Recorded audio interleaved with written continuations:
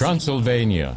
If you want to explore this landscape, venture out into exciting paths in your off-roader, paths that are inaccessible for normal cars. We begin our search for German heritage in Transylvania in Hermannstadt. Hermannstadt, or Sibiu in Romanian, is approximately 1,300 kilometers from Munich and was founded by the Saxons. Spared by the communist regime and 2 world wars, Hermannstadt, with its historical center, has retained its special flair. Hermannstadt is one of the most beautiful and best preserved medieval cities in Europe. Buildings throughout the town are being renovated and time is running short. In 2007, Hermannstadt was named a UNESCO World Heritage Site.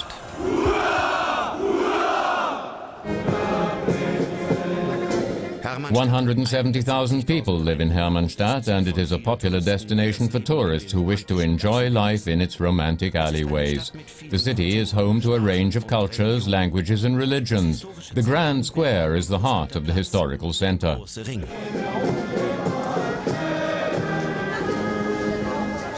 The markets are full of fruits, vegetables and other foodstuffs. This hasn't always been the case. A kilo of tomatoes costs 43 euro cents. With an average monthly income of 180 euros a month, many people here are only able to just scrape by. For Germans, the prices here are low. A litre of super-grade petrol costs €1 in Romania. Not much of a comfort. The Mercedes G500 is quite the binger and consumes 18 litres over 100 kilometers. Rotberg, not far from Hermannstadt, looks like a typical village in Saxony. The only road with tarmac is the main thoroughfare. The side streets are nicely kept, but aren't always passable without all-wheel drive when the weather gets bad. The majority of Transylvanian Saxons living here left after the fall of the communist regime in December 1989. Pastor Reginald Schlattner stayed, despite the fact that his Lutheran congregation has shrunk to only 5 people and the church is hardly used anymore. Since his fellow countrymen left, he has become a successful author. 16 years after Ceausescu, most of Transylvania's Saxons have now settled in Germany and have no family connections in their homeland. The old homeland has no more to offer. A homeland is made up of landscape and people. The landscape still exists, the people have left. No one comes back to visit me. Mrs. Lösch, who is 97, gets visits from her grandchildren. The children in the village love Reginald Schlattner's horse-drawn carriage. Even former German Interior Minister Otto Schily rode in this carriage when he visited in 2004.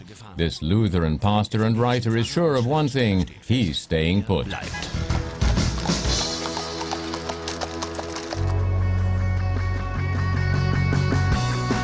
The neighboring village of Burgberg looks very much the same. The kind of roads German off-roaders search for in vain in Germany are normal here. Once you turn off the main road, you're driving on hard-to-navigate dirt lanes.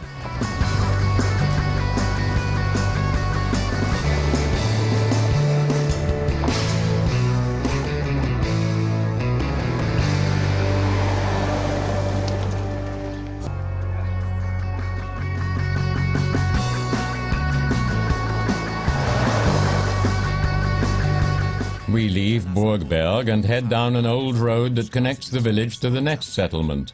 This 10-kilometer roadway has no tarmac whatsoever, yet it can be driven down. On the quicker sections, you can let the 296 horses under the hood of this G model run free. But don't overdo it. The next pothole is probably not too far up the road.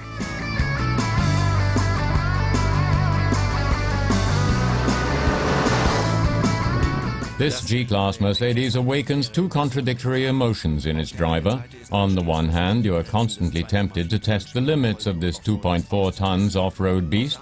On the other hand, you never forget that you are driving an €83,000 luxury vehicle, and this means any damage will be quite costly. The excellent damping of the running gear on this extended G model buffers the passenger from the worst rocks and rolls.